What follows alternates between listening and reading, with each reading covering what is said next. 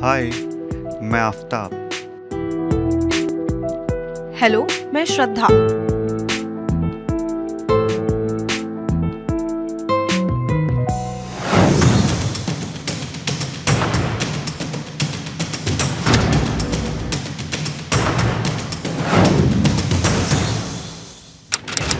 टुकड़ों में मैसेज से लेकर जिस्म के टुकड़े टुकड़े होने तक,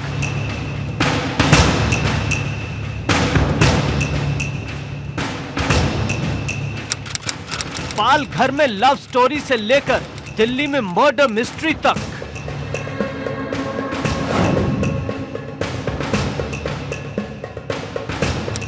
जंगल के रूट पर मिले हैवानियत के सबूत,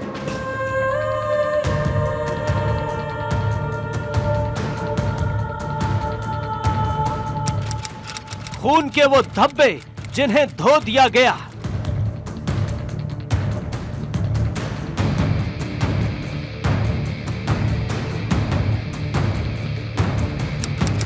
लेकिन अब हड्डियां उगलेंगी राज।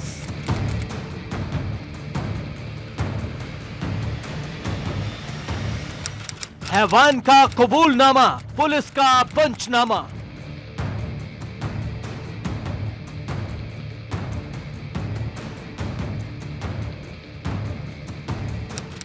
सन की माइंडसेट का फैक्टर, हैवानियत के कितने चैप्टर।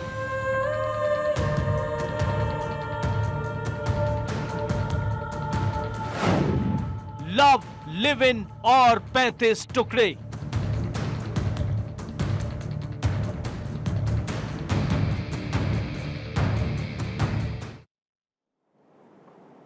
नमस्कार, मैं हूं आपके साथ में मानसा मालिक। मुंबई में प्यार की एक शमा जली थी। मोहब्बत की इस रोशनी को मुखालफत करने वाली हवाओं से बचाने के लिए वो दिल्ली चले आए थे। सब कुछ बहुत बेहतर चल रहा था। आफताब की किरणों में श्रद्धा आस्था के साथ अपनी मोहब्बत की पूजा करती थी। श्रद्धा को लगा था कि आफताब साथ रहेगा तो जिंदगी में रोशनी ही रोशनी होगी, लेकिन आफताब ने अपनी जालिम किरणों से श्रद्धा की आस्था को जला दिया और मुंबई में जला मोहब्बत का दिया दिल्ली में बुझ गया।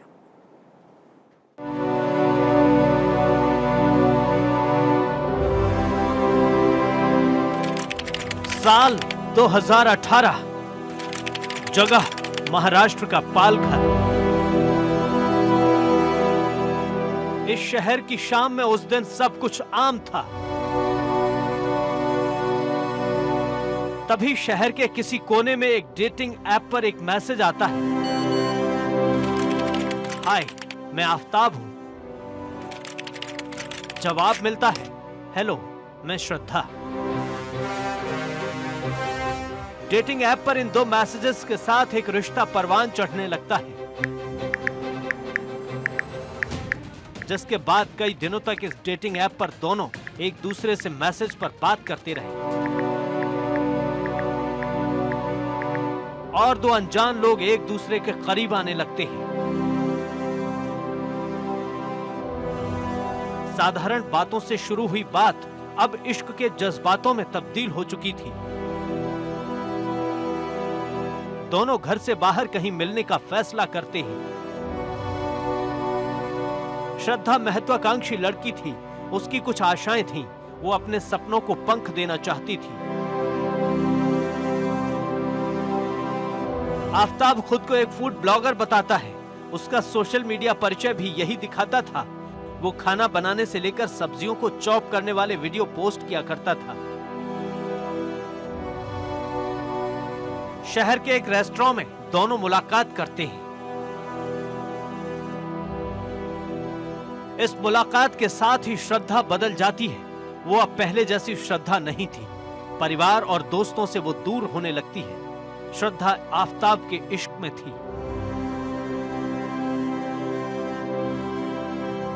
फोन पर बातें अब अपना हिसाब बदल चुकी थीं। मिनट अब घंटों में बदल चुके थे। श्रद्धा की हर बात में आफ्ताब था। आफ्ताब भी हर दूसरे लड़के की तरह एक आम कद काठी का दिखने वाला लड़का। करोड़ों प्रेम कहानियों की तरह ही ये एक आम प्रेम कहानी थी। आफताब ने श्रद्धा को हर वो सपना दिखाया जिसका सपना एक आम भारतीय लड़की देखती है। शादी, खुद का घर, एक जिंदगी और बस प्रेम।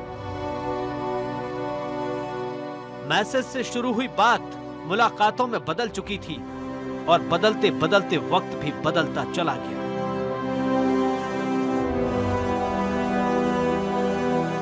प्यार अब तकरार की सड़क पर निकल चुका था, जिसकी मंजिल कुछ भी थी लेकिन जीवन भर का साथ तो नहीं था।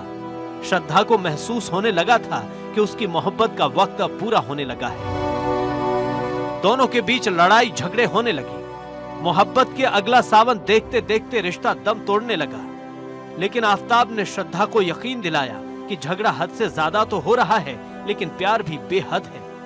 श्रद्धा मान जाती है। वो अब घर परिवार से दूर आफताब के साथ एक नई दुनिया बसाने का ख्वाब संजो लेती है। दोनों महाराष्ट्र से दिल्ली आ जाते हैं।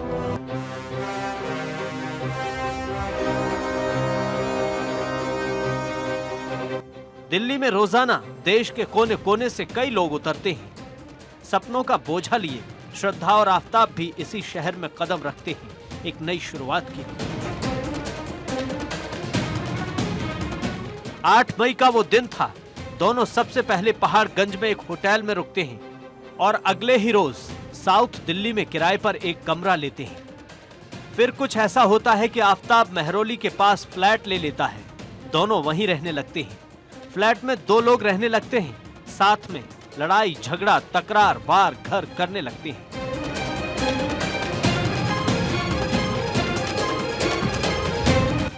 फिर एक रोज आफताब दिल्ली के एक अस्पताल पहुंचता है। आफताब, फल काटते हुए मेरा हाथ कट गया है। डॉक्टर, ठीक है, मैं स्टिच कर देता हूं। जिन्होंने आफताब का इलाज किया था, डॉक्टर जी, अनिल जी, ये किस समय की बात है? क्या उस समय किस तरीके की चीज़ें सामने थी आपके? एक्चुअली ये घटना मई की है और मॉर्निंग आवर्स रहा होगा, 11 बजे के आसपास के बात है। और आके कैजुअल्टी में लेटा हुआ था।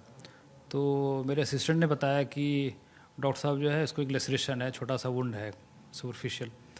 तो मैंने देखा उसको, वो एक लड़का लेटा हुआ था और वो काफ़ी जो है बातचीत में पाया कि काफ़ी बोल्ड, काफ़ी जो है लाउड में बात कर रहा है। And he was very confident जिससे बात कर रहा था। तो हिंदी नहीं बोल रहा था, वो पूरा इंग्लिश में बोल रहा था। हाथ पर लगे उस कट पर पट्टी बंधवाकर आफताब घर चला जाता है। लेकिन उस रोज वो घबराया हुआ था। उस रोज आफताब नहीं था, कोई शातिर दिमाग लग रहा था। तो उस दिन डॉक्टर के उस क्लिनिक में श्रद्धा का आफताब नहीं था, बल्कि वो शातिर दिमाग आफताब था। वहीं दिल्ली से करीब 1500 किलोमीटर दूर कोई था जो श्रद्धा को ढूंढ रहा था। श्रद्धा कहां थी, इसके बारे में जब आफताब ने एक पुलिसकर्मी को बताया तो उसके बयान को दर्ज करते हुए उस पुलिसकर्मी के भी हाथ कांपने लगे।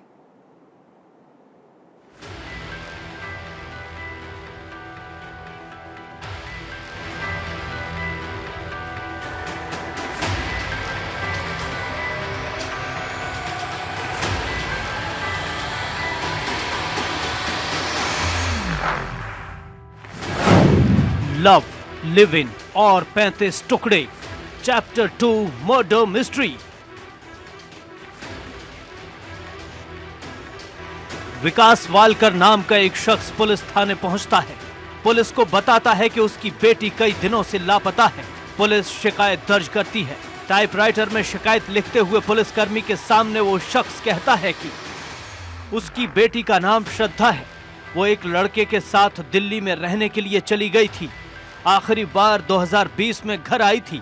तब उन्होंने श्रद्धा को उस लड़के के पास जाने से रोका तो उसने कहा कि वो बालिग है और वो उसको मरा हुआ समझे। ये वही श्रद्धा है जो आफताब के साथ दिल्ली चली गई थी। ये शख्स कोई और नहीं, उसका पिता है। उधर दिल्ली में श्रद्धा अब आफताब के साथ नहीं रह रही थी। आफताब ने मकान मालिक और पड़ोसियों को बताया था कि श्रद्धा अपने घर वापस चली गई है।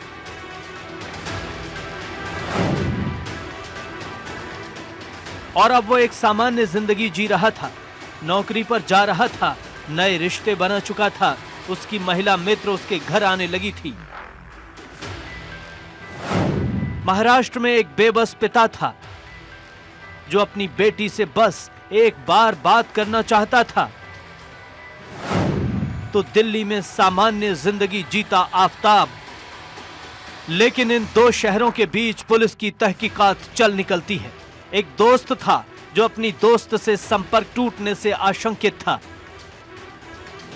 श्रद्धा के पिता थे जो श्रद्धा की तलाश में निकल चुके थे। फिर नवंबर में एक दिन पुलिस मेहरौली के उसी फ्लैट पर पहुंचती है जहां आफताब और श्रद्धा रह रहे थे। आफताब को उसके फ्लैट से पुलिस उठा लेती है। उसे मेहरौली के थाने ले जाया जाता है जहां उससे कड़ाई से पूछताछ की जाती है। पूछताछ के दौरान थाने में आफताब जो कुछ बताता है उसे सुनकर पुलिस वालों की धड़कनें तेज हो जाती हैं। आफताब श्रद्धा का कत्ल कर चुका था। श्रद्धा की दुनिया तो मई में ही खत्म हो चुकी थी। आफताब ने एक रोज झगड़े के बाद श्रद्धा की गला दबाकर हत्या कर दी। फिर एक फिल्म की कहानी को असल जिंदगी में उतारते हुए एक शातिर कातिल की तरह आफताब बाजार में जाता है। एक दुकान से 300 लीटर का फ्रिज खरीदता है और दूसरी दुकान से आरी। वो घर वापस आता है। उस कमरे में मोहब्बत मर चुकी थी। एक लाश सामने थी। वो श्रद्धा के उसी शव को टुकड़ों में काट देता है। वो श्रद्धा के शरीर के 35 टुकड़े करता है। सभी टुकड़ों को फ्रिज में रखता है। वो एक एक कर टुकड़ों की फ्रिज में जगह बदलता रहा। टीवी सीरीज देख देख कर उसने सारे सबूतों को मिटाने का एक प्लान बनाया। वो रोजाना रात 2 बजे फ्लैट से निकलता और श्रद्धा के शरीर के कुछ टुकड़ों को ठिकाने लगाने के लिए मेहरौली के पास जंगलों में पहुंच जाता। फिर हर रोज वो फ्रिज से लेकर बाथरूम साफ करने में लग जाता। उसने खून के धब्बों को मिटाने के लिए केमिकल का इस्तेमाल किया। वो हर रोज पूरे फ्लैट को साफ करता। फिर रात को शरीर के टुकड़ों को ठिकाने लगाने में जुट जाता। अपने इकबालिया जुर्म में आफताब ने आगे बताया कि वो गूगल पर सबूत मिटाने के सारे तौर तरीके सीख रहा था। वो हर उस खून के दाग को मिटा देना चाहता था जो उसकी हैवानियत की स्याही बन चुके थे। उसका कहना था कि श्रद्धा को मिटाना आसान था, उसके शव को मिटाना मुश्किल।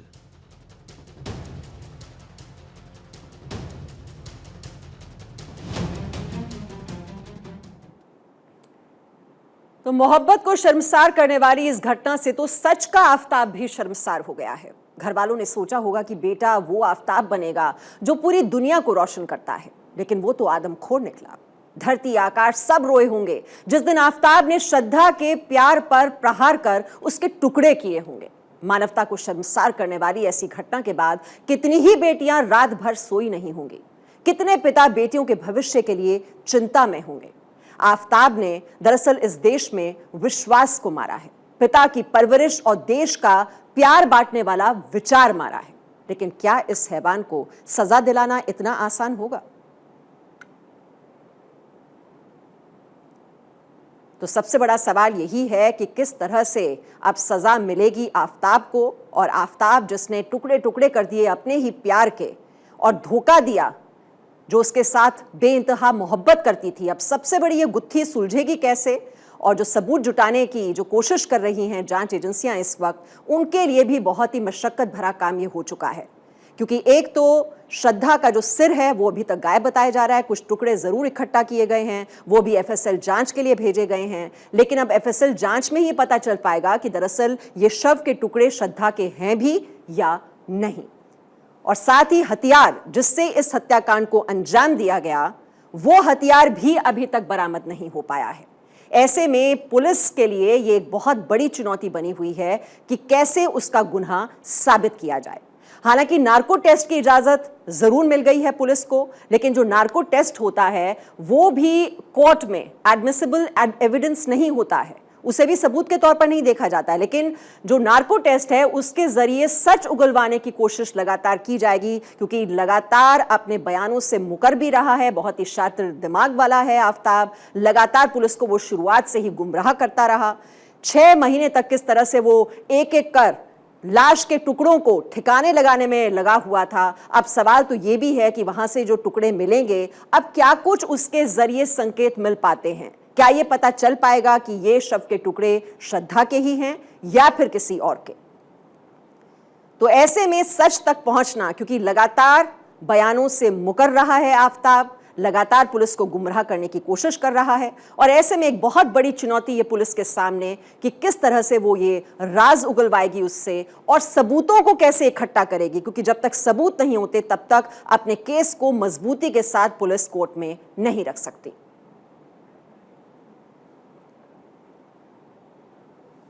तो इस पर हम आगे आपको रिपोर्ट भी दिखाएंगे कि कितना मुश्किल होगा पुलिस को आफताब को सजा दिलाना। लेकिन तो दिल को दहला देने वाली घटना, मोहब्बत को शर्मसार कर देने वाली घटना, वो घटना जिसकी वजह से हर किसी की रूह कांप जाए। घर वालों ने सोचा होगा कि बेटा वो आफताब बनेगा जो दुनिया को रोशन करता है, लेकिन वो तो आदमखोर निकला। धरती आकाश सब रोए होंगे जिस दिन आफताब ने श्रद्धा के प्यार पर प्रहार कर उसके टुकड़े टुकड़े किए होंगे। मानवता को शर्मसार करने देने वाली ऐसी घटना के बाद कितनी ही बेटियां रात भर सोई नहीं होंगी, कितने ही पिता बेटियों के भविष्य के लिए चिंतित हुए होंगे। आफताब ने इस देश में विश्वास को मारा है, पिता की परवरिश और देश का प्यार बांटने वाले विचार को मारा है।